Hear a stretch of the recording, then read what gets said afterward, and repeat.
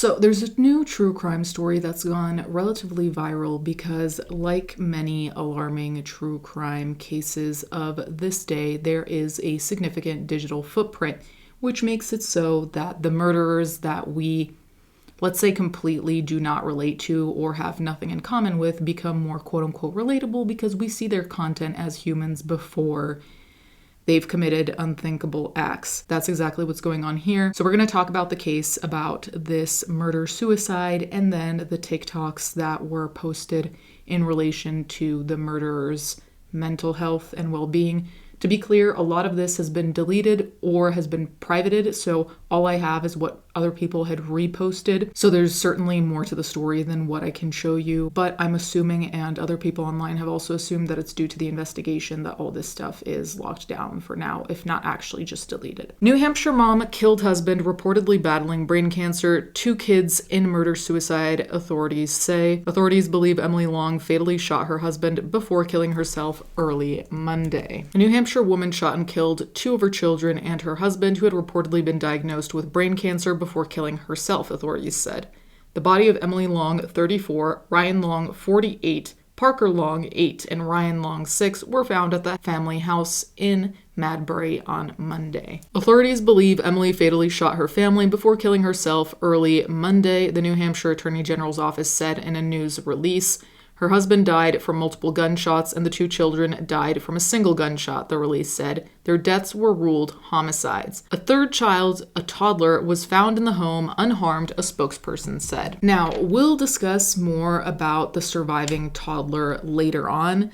That being said, there is a lot of speculation as to why one child was allowed, quote unquote, to live and the others were not. Now, the child that survived, as far as I recall from other articles as well, is around 3 years old.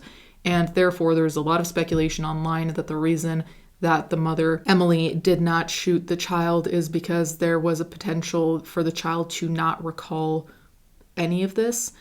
And a lot of people in the comments are arguing about that, so I don't know about the validity of that. I don't know how much a child can recall. I don't know how much trauma is stored in the mind and body, blah, blah, blah. I have no idea. That being said, one important thing, which I'm not sure this article goes into, is that the child was in the house with those bodies for hours upon hours, because as far as I saw, all of this happened in the morning, and the police, authorities, friends, whomever, arrived in the evening. So people are speculating that this kid was there alone for 12 to 15 hours in the house with the cadavers. I can't even imagine.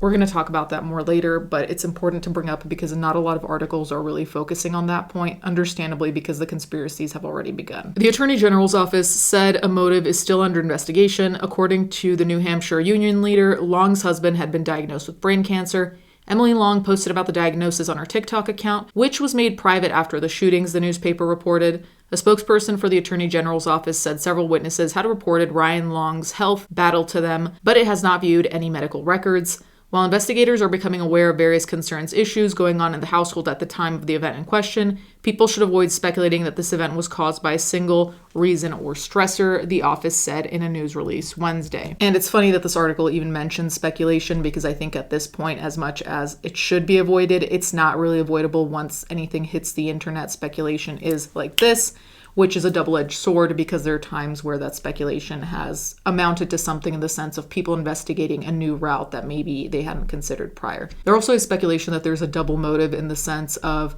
there was her husband's battle with this pretty aggressive, as far as I've understood, cancer, and then there's the fact that apparently she was embezzling very large amounts of money. That I cannot confirm, but what I can say is that I've seen it all over the place. I must have watched at least like 50 TikToks about this. The comments are full of it, and it's not just the same person. A bunch of people are commenting this, so I don't know where they're getting that information from, but speculation has begun. Whether that speculation ends up to be factual, we'll see, but as of right now, I haven't really found anything to confirm that. And even if I did, it doesn't mean it's a motive. Ryan Long was a school psychologist at Oyster River Middle School, NBC Boston reported. Superintendent Robert Shapps said in a statement that the district is heartbroken by the tragic loss of 4 community members. We extend our deepest sympathies to all those impacted during this incredibly difficult time. Emily Long worked for the local restaurant chain Wingett's, And then they also sent their condolences. All of this is deeply tragic, obviously. The reason why I wanted to discuss it, though, was because of, I guess, the handling of all of this online. And when I say the handling, I'm talking about people's reactions, which usually, I'm not saying I don't care, but people are unhinged on the internet, so people's reactions should a lot of the times just be dismissed. But in this case, it was interesting because when this first came out, when this piece of news about murder-suicide came out, before it was cleared that it was Emily Long who was the perpetrator of the murders and suicide, everyone assumed it was the father. And that's because, I'm assuming, because of his brain cancer, people might have thought, maybe he was depressed or maybe he wasn't doing well mental health wise, and then he took this action. But I think it was interesting that the assumption was that he was the one who made all of this happen. However, when it turned out that it was the mother, Emily Long, who did all of this, it's interesting because the way in which I saw people talking about this changed. What do I mean by that? I mean that there are quite a few TikToks out there, and I don't want to show all of them. I'll just show one, and then I'll give you a little bit more information. A lot of people were a lot more sympathetic to the concept of Emily Long doing this, and that's not to say that they're defending her.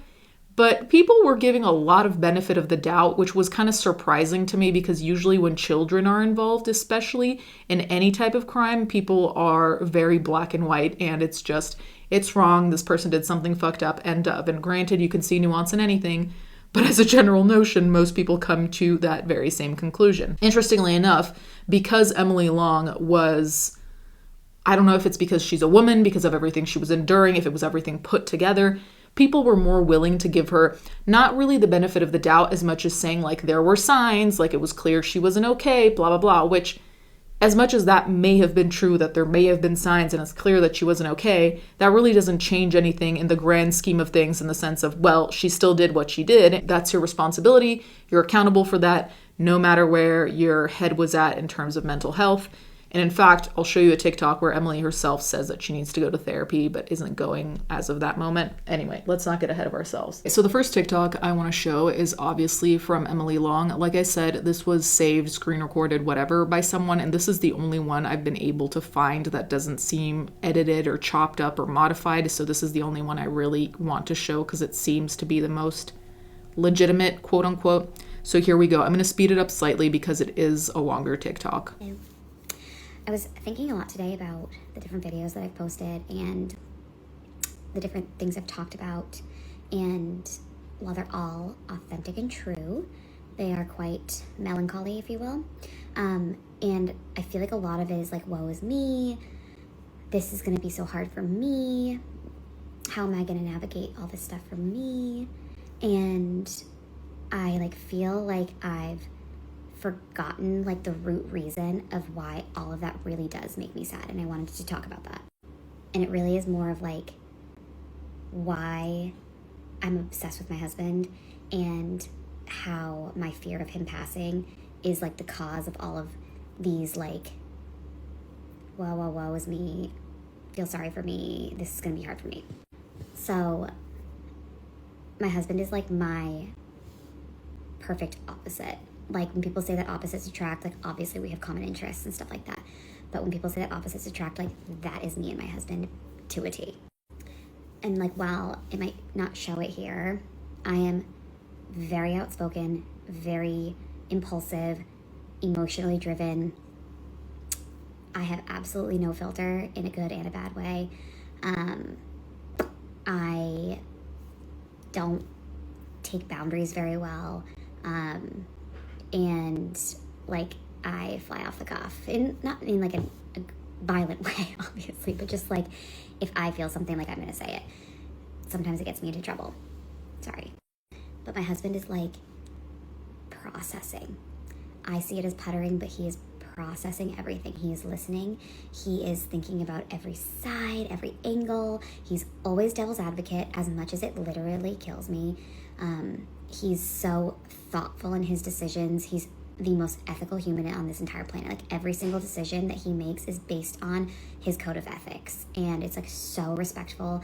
I cannot even handle it. And then the social piece of it, we're both very social. But I don't know how to be alone. I need to be with my friends 24/7, with my family, with someone. I'm either talking to people, texting, whatever. He is like content being alone. He knows when to tell me we're heading out, pack it up. I don't know that. You know, and so it's like nice to have that like other piece of just like, it's okay to be like solo. It's okay to be independent, and you don't have to like be codependent on your friends and your family 24/7. And like, while all those things are what make us such a great team and we push each other to be better and whatever, I think that the two things that, should the time ever come where he passes, that I'm going to miss the most are, one, he's taught me how to be a good partner. Like, he's taught me how to be vulnerable and, you know, okay with like relying on someone else. Like, I was never okay with it. I'm still not good at it. How to like ask for help and all these things that he's, through our relationship, taught me. And like, now I'm just like, ugh, what a waste. Like, you don't even get to like live in like the fruits of your labor. Like, you've given me so much, and like, I don't get to like show that to you and share that with you. And I think that's one of the things I'm going to miss, is being able to like show him how wonderful he's been to me, and like he can enjoy that. And I think that bumps me out big time. But the thing that I love about him the most, and when I think of times where we won't be together anymore, like the thing that breaks my heart the most, is like at the end of the night, being together, like either laying in bed or like watching a show or just like hanging out in the kitchen, and me recapping my day. I work in the restaurant industry, so like every single second of my day is absolute chaos and is totally insane, and I see the most unhinged things. And then like in my private life, like everything that happens to me is bizarre. Like, I'll explain someday, but like the people I run into at the grocery store are bizarre. Like, just everything that happens to me is like a joke. I swear to God, I'm on a prank show. And I love like telling him and like recapping all of the insane things that happen to me every single day, and him just like absolutely roasting me and like teasing me about it, and just like always telling me that I bring it upon myself because I'm such a busybody, nosy person, that of course the universe has like bombarded me with these bizarre situations because I have like put that energy out into the universe. And I just love like the teasing that he does. It just cracks me up, like crying, laughing every single night, where he's like, what is wrong with you? How can all these things happen to you? And like, that is my favorite time of day, is like sitting down and like going through all that stuff. And it's just like such a bummer that I think that one day that might not be the case. So that is there's no point to this video except just to say, like, yes, I feel sorry for myself, and like, yes, I'm scared about how my life is going to change and like how hard it's going to be for me. But I know that like truly at the end of the day, I'm just so scared that all of these wonderful things from this like phenomenally perfect man who has given me more than I can ever thank him for, like, might not be here to like see all of that. So those are a couple of things about my wonderful husband. I don't feel like I talk about him enough besides like the medical stuff, and I just wanted to like share that piece because he's so great. And anyone that knows him loves him. And people who are on here who don't know him, like, I hope that that gives you like some insight as to like why this is so devastating for me and for his friends and his family and stuff, because he's like literally the best human on this entire planet. So love you. Okay, so in that first video, I took a screenshot of a couple of the comments just so you know how people are reacting to all of that. I'll put those on the screen briefly. But the thing is, and I agree with some of these comments, though, to an extent, because a lot of these comments are focusing on the fact that she is, quote unquote, me. So she's only focusing on herself. She's talking about her husband, but people are saying that they don't really feel emotion coming out of that. A lot of people were saying things like the lights are on, but no one's home. It's almost like she was saying, oh, I love my husband so much because A, B, C, D.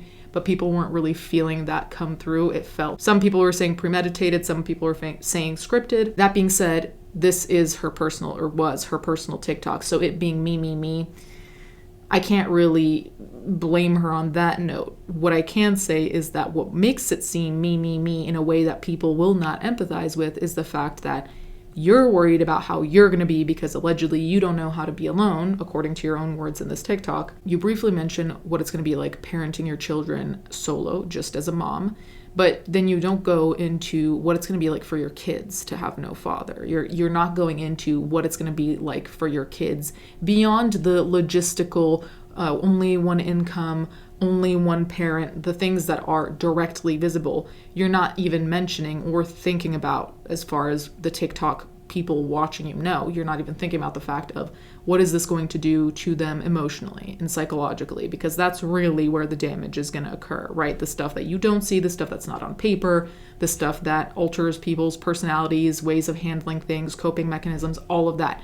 Those are the things that really are, I think, the most concerning when it comes to grief. I think that the lack of empathy here comes, putting aside obviously all the killing she did, even just with this video, the lack of empathy comes from the fact that it seems like she's not really considering anyone else, or not to a big enough extent where people are like, okay, but you're not the only one in this picture. And I know that moms on TikTok are held to a very, very high standard. A lot of people are very critical of mothers, but in this particular case, it seems like the kids are not calculated in this at all, and that's what's jarring and a potential red flag in the sense of, was this a sign that she had already made a decision in her mind? I don't know, but that's what a lot of people are saying. Since I started recording, I remember that there was another video I came across that I think is legitimate, but again, this is all downloaded from her page, so everything with a grain of salt. I don't know what people are editing or modifying. Regardless, there's this video, and I think that this one's important because here she does mention the children, so this shows another side of her, I suppose. Okay, I put makeup on and real clothes for the first time. Basically, makeup since we went to the Cape in July, and real clothes in God only knows how long. So I'm trying to get myself out of this rut. I know that I've said this before, but our kids are definitely struggling, and now I'm starting to notice some changes in our 3-year-old, which is tough because he's too young for therapy. I know that people are going to say play therapy. We've done that before, and I just don't really see the benefit in it. And he's too young for talk therapy, obviously. But like, for example, last night he just couldn't sleep. He was up all night long. He was crying. And he's never like that. And I've been starting to notice him stirring more at night and just have a harder time. And it's just devastating. But I am determined to create normalcy. We're going to go down the street to our neighbors who are our close friends with a bunch of our other friends. I don't think that my husband will come. Maybe he will, because it's right down the street. It's just a couple houses down. But it's important for my kids to be with their friends. And I have been struggling so much and really depressed and just have really become reclusive and just wanted to be with my kids and my husband. And while that might feel good for me, I don't think that that's good for me. So, that being said, I am making a change. It is starting today. I am going to start getting dressed. I am going to probably not put makeup on because I don't really wear makeup very often unless I'm going somewhere, but I need to become more social again. I used to be like the most social human on this planet. In the past month, I have basically declined 98% of all offers, and my kids need to be with their friends. So, hold me to it. Today, I am adjusting my perspective, and I'm making a point to get out of my depression and do this for my family. So, that being said, happy Saturday. I hope everyone's having a fantastic day. I'm going to have a fantastic day. So this is another aspect of the story that is particularly sad, because it does seem like in this video, contrary to the first one, that there is an active initiative that's being taken, right? Because in the first one, it just seems like a discussion where we don't really know, okay, so what are you going to do about it? In the second video, it seems more like, as she said, I'm making a change. I'm going to be more social. I want my kids to see their friends more. I'm going to get dressed in the morning. These are all things that are actually very, very helpful for people with depression. If you've had depression, you know what a difference it makes to even just get dressed or take a shower.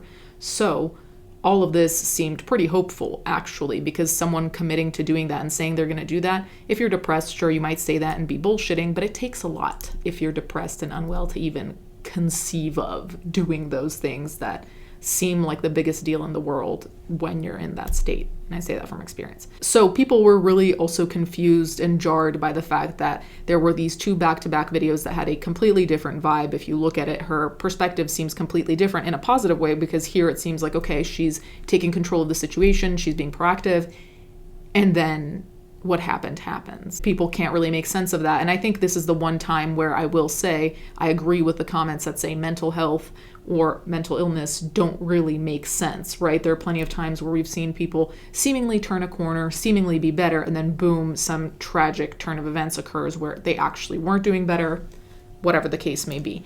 That being said, people are also using mental health as an excuse here, and it's the same old story that I've said like a million times, but that is not how it works. Again, you can be suffering with whatever, but the moment you take it out on other people, the moment you don't take measures to be in check and be not a danger to other people and yourself, that's on you. That there's no excuse there. As much as there may be understanding of why this occurred, there's no defense of this. And again, I don't really want to harp on the whole gender issue, but this came up in the comments under this video actually, where a lot of people were saying, where is this kind of mentality when it's men who annihilate their families? And honestly, I think this type of mindset is completely useless, men or women. I don't think people should run to conclusions of saying she just wanted to end their pain, which are comments that I've seen a lot, which I think is extremely alarming, to say that you want to end people's pain, so you're choosing to take their lives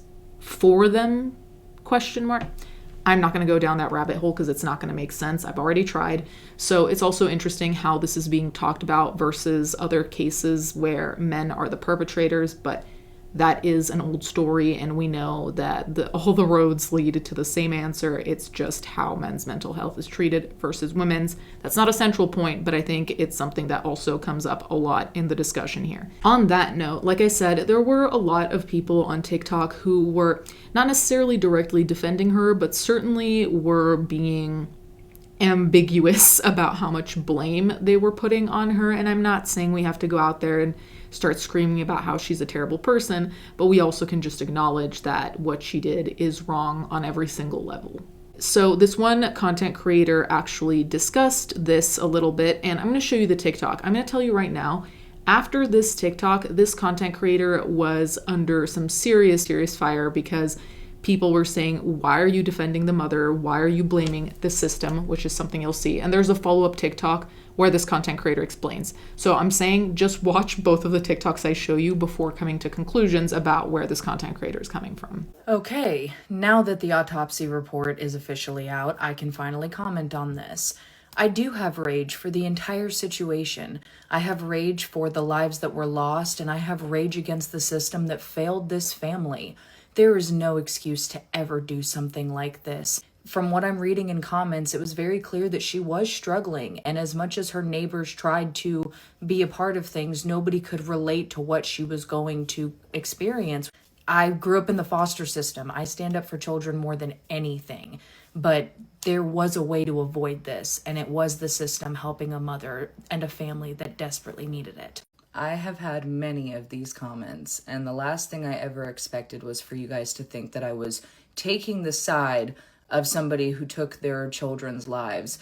If you've been on my page or know anything about me, because I posted all of my business on here in order to help foster children, you would know I'm a compassionate, empathetic person. I do not make excuses for murder, and I do think what she did was extremely vile. I didn't expect to be attacked or even go semi-viral for something that has absolutely nothing to do with my mission. All I want to do is open a damn group home so kids can stop growing up to be like that.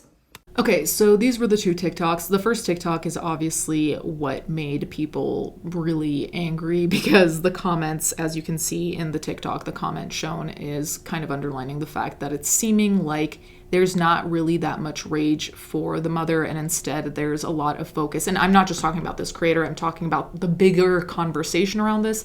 It seems like there's a lot of rage for the quote-unquote system.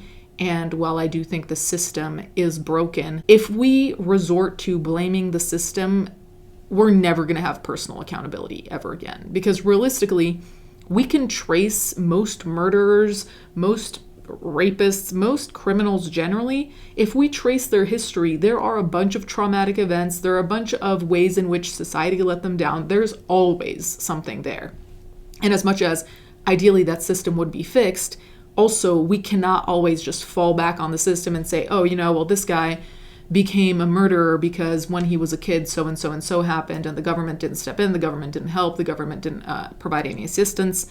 If we do that, then we have to have a separate conversation about what personal accountability is, and that's going to become very difficult because it's going to be hard to find one singular human who doesn't have a quote-unquote reason to do something horrendous. So as much as I understand the issues with the system, and I think that that is a contributing factor, we also can't just boil it down to the system. I also looked at the comments, and there were quite a few comments that were talking about mental health care or, mental illness care in New Hampshire where all of this occurred.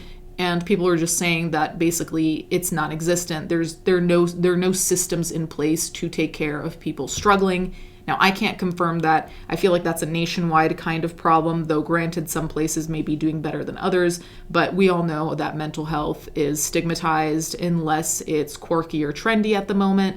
And we also know that mental health is heavily gendered. Men's and women's mental health is treated differently. So I think all of these things are important factors. But again, we are individuals, we act as individuals, and therefore we cannot fall back on saying, oh, well, she was struggling and the system didn't assist her. The system should have assisted her, sure. But again, this is also part of your responsibility where she said that she didn't want to start therapy yet. So in that case, it's also like, okay, well, so it seems like there was a trajectory that could have been taken that was not taken. And again, this is not to turn it into a bash fest of this woman to say everything she ever did wrong in life, because I think we know that there's one central thing that was done that was inconceivable. Everything else is just a contributing factor to that one thing, right? This content creator got a lot of heat for that. And the thing is, she's by far not the only person who, I'm not saying didn't blame the mom, but was putting the blame on other aspects almost equally, which I don't think there's an equal blame to be put. So, like I said, I also wanted to return to the concept of the youngest child of the family, the toddler, being in the household alone with his entire deceased family, because I think that that is a part of this that is, everything's tragic, but I think that this is to some degree more tragic simply because this child survived his entire family, and you inevitably just think of psychologically what that is going to do to a kid. So here's a content creator discussing exactly that. This 3-year-old child woke up to his entire family deceased in an apparent murder-suicide out of Madbury, New Hampshire. I mean, this is heartbreaking. 48-year-old Ryan Long, his wife Emily, and their 2 young children, an 8 and a 6-year-old, were discovered deceased Monday night after authorities received a 911 call about multiple deaths in the family's Madbury home. And by some miracle, the couple's 3-year-old child was found alive and unharmed inside the house, all alone. They all suffered gunshot wounds and a gun was found near their bodies. A motive has not been confirmed, but the mother, Emily, was known for posting on social media, especially TikTok, about her struggles and despair as she coped with her husband's terminal cancer diagnosis. Her husband, Ryan, was reportedly diagnosed with glioblastoma, which is a highly aggressive form of brain cancer. And just 2 days before police discovered them, Emily told her followers that her children were definitely struggling, and she herself had been really depressed as she tried to restore health habits and normalcy in their home. The caption on that video read, "I have been struggling so much and really depressed and just have really become reclusive and just wanted to be with my kids and my husband. That being said, I'm making a change and it is starting today. And I'm making a point to get out my depression and do this for my family." This is all still being investigated, but rest in peace to that poor family and prayers to that poor child who is now left without parents or siblings. Let me know what you guys think, and as always, I'll keep you guys updated. Okay, so like I said, this is a little bit of a recap of some things we've already covered, but I do think that, and it's fair enough, none of these publications are really discussing this aspect. I'm assuming that it's also to avoid more speculation because we already know the ball is rolling on that. So if publications started to focus on why did this child survive? Why was this child, quote unquote, allowed to survive? What's going to happen to this child? I think the speculation would run even more amok, though anyone reading about this case will immediately note that because this is odd, at least in my experience of reading about similar cases like this. Having a one sole survivor in murder-suicides is not all that common that I've seen anyway. So you wonder about the motives, and I don't want to speculate on the motives, but nonetheless, most people are just thinking about what this child endured and what potentially happened psychologically being in a house like that. So anyway, you guys can let me know what you think in the comments down below. Also, let me know what you think about the fact that before any information came out, everyone assumed that it was the father who committed the murder-suicide. I also thought that was interesting because, I mean, it could be related to the fact that he had this aggressive cancer, but at the same time, I wonder if it was a gendered kind of thing where they just assume that one parent is more likely to be violent than the other. Anyway, that's how this case became kind of a big case, because it was a shock that, in fact, it was the mother who committed these inconceivable crimes. Let me know what you think in the comments down below. Thank you guys so much for watching. Thank you to my patrons as always. I'll catch you guys next time.